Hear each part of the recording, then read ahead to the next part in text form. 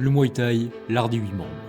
2 combattants, une garde haute, une jambe avant légère et des kicks à répétition. Tu regardes un combat et à la fin tu te dis, tout le monde se bat pareil. Mais en réalité, personne ne se bat vraiment de la même manière. Certains avancent sans jamais reculer, d'autres contre, d'autres te découpent avec leurs genoux, ou bien encore te tranchent avec leurs coudes. C'est ce qu'on appelle le style de combat. Mais ce qu'on a tendance à oublier, c'est que le style de combat, il ne sort pas de nulle part. C'est l'âme d'un combattant, d'où il vient, où il a été formé, ses maîtres, ses traditions et même son mode de vie. Car le Muay Thai, avant de devenir le sport qu'il est aujourd'hui, c'est un héritage de guerre sur plusieurs siècles, où chaque province a développé sa propre image du combat. Et aujourd'hui, on va explorer tout ça. On va remonter le temps, découvrir les styles régionaux qui ont posé les fondations jusqu'au style hybride des combattants étrangers. Alors attache bien ta ceinture, parce qu'aujourd'hui je t'emmène avec moi dans un voyage de 700 ans, au cœur du Muay Thai et de ses styles. Juste avant de commencer, petit rappel rapide, la plupart de mes vidéos sont démonétisées. Du coup si tu veux soutenir la chaîne, tu peux le faire en t'abonnant à la souscription à 1,99€. C'est pas grand chose, mais pour moi ça change tout. Merci à ceux qui le font, et maintenant, je vous souhaite une très bonne vidéo. Avant d'être un sport, le Muay Thai était utilisé comme technique pour l'entraînement militaire où le seul objectif était de rester vivant. A l'époque, des anciens royaumes siamois, chaque combattant devait pouvoir transformer son corps en arme. Et c'est de ce mouvement brutal qu'est né le Muay Boran, l'ancêtre direct du Muay Thai moderne. Ce style était fait pour tuer avec des mouvements pensés pour fonctionner quand tu portes une armure, quand tu glisses dans la boue ou quand tu es encerclé par plusieurs adversaires. Et comme la Thaïlande a toujours été un pays de région et d'identité forte, chaque zone développa son propre style. Tout d'abord, il y avait le style du savant du sud, ce qu'on appelait le Muay Chaya. On peut le reconnaître par sa garde très serrée, un jeu de jambes précis et des contres. En gros, c'était le guerrier intelligent, celui qui attendait que tu te vides ou t'exposes pour ensuite te punir. A l'opposé total de ce style, il y avait la puissance brute du Nord qu'on appelait Muay Korat. C'était le style des soldats habitués au travail physique et aux charges lourdes, car tout était basé sur la puissance. Les Buffalo Punch étaient leur signature, des coups circulaires, énormes, envoyés dans un seul but, éteindre l'opposant. En gros, c'était le style du bourrin. Il avançait, frappait large et utilisait sa force comme arme principale. Le style du centre, le Muay Lobburi, lui c'est tout l'inverse, car il est basé sur l'intelligence. Il utilisait les feintes, du déplacement constant et le jab. En gros, Lobburi, c'est l'ancêtre du Muay Fémur moderne. Technique, angle et lecture du combat. Et pour finir, le style du Nord, le Muay Tasao, également appelé Monkey Foot Boxing. Pour eux, tout était basé sur le jeu, les coups de pied rapides et la vitesse. En gros, c'était le style nerveux, le combattant qui bouge tout le temps et qui mise sur l'effet de surprise. Ces 4 styles régionaux, c'était un peu comme les 4 éléments du Muay Thai. Et puis, il y a eu un tournant. Au début du XXe siècle, les guerres diminuent, la Thaïlande se modernise et surtout, le Muay Boran risque de disparaître.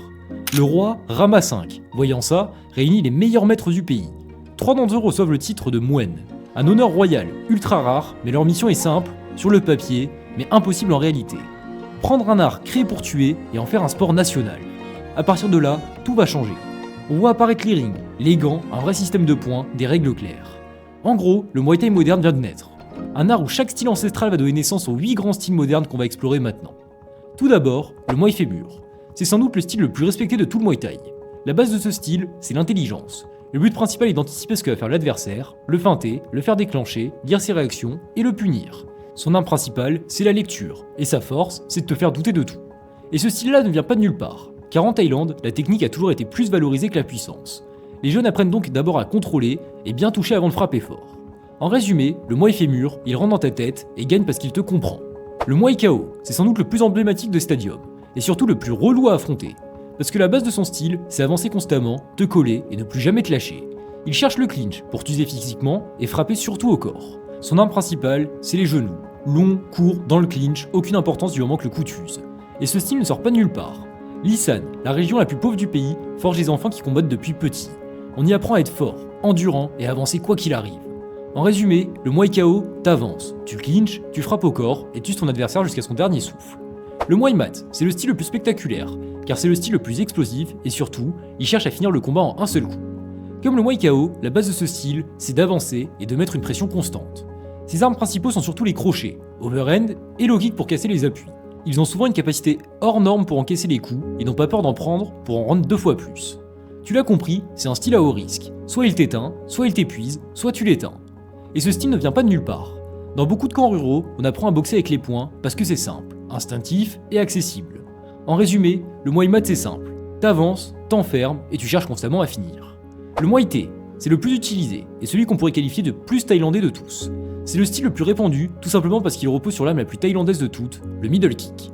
Le but va être d'utiliser ses jambes pour contrôler la distance et user l'adversaire en le frappant au corps. C'est un style très propre, très technique et surtout avec très peu de risques. Et ce style est devenu le symbole du Muay Thai, parce que dans le scoring thaïlandais, un middle propre vaut plus que n'importe quel coup de poing. Donc forcément, les Nagmoy qui voulaient gagner ont perfectionné cette arme jusqu'à la rendre imparable. En résumé, le Muay Thai c'est simple. Tu contrôles, tu casses et tu gagnes à l'usure. Le Muay Sok, c'est le plus effrayant, crois-moi, t'as vraiment pas envie d'affronter ça. Parce que chez lui, il n'a pas de gestion de distance, de jab ou de choses comme ça.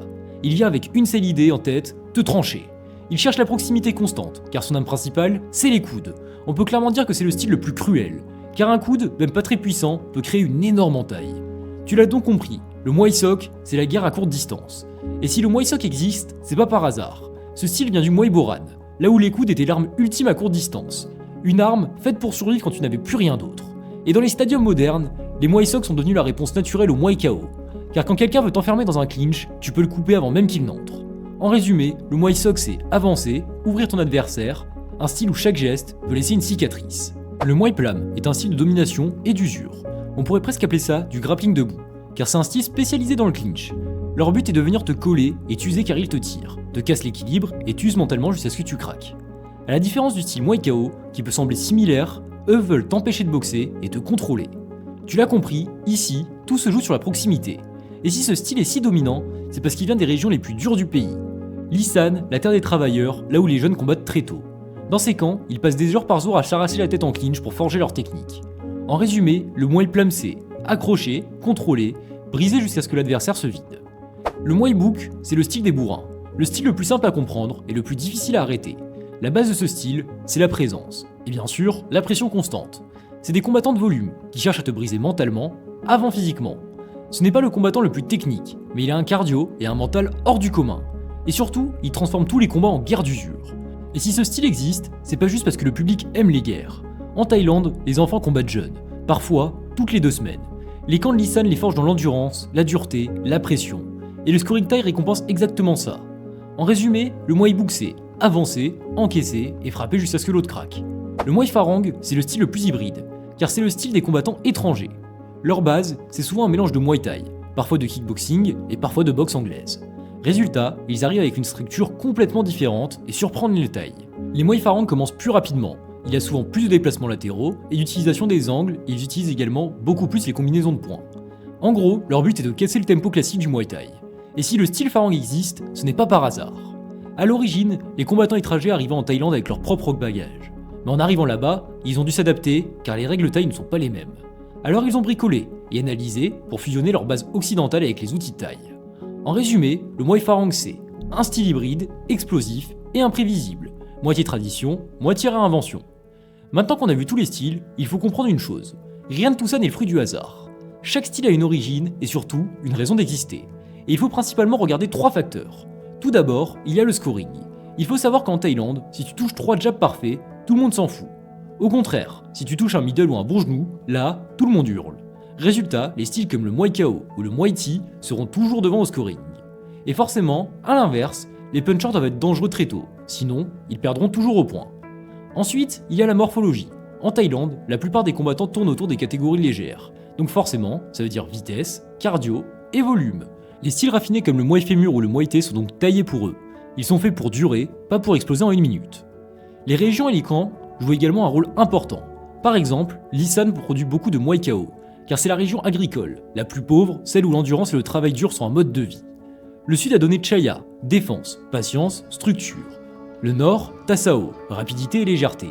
En clair, chaque zone a transmis son ADN à ses combattants. Mais aujourd'hui, le Muay Thai est en train d'évoluer, car il n'est plus seulement un art thaïlandais, c'est devenu un art mondial.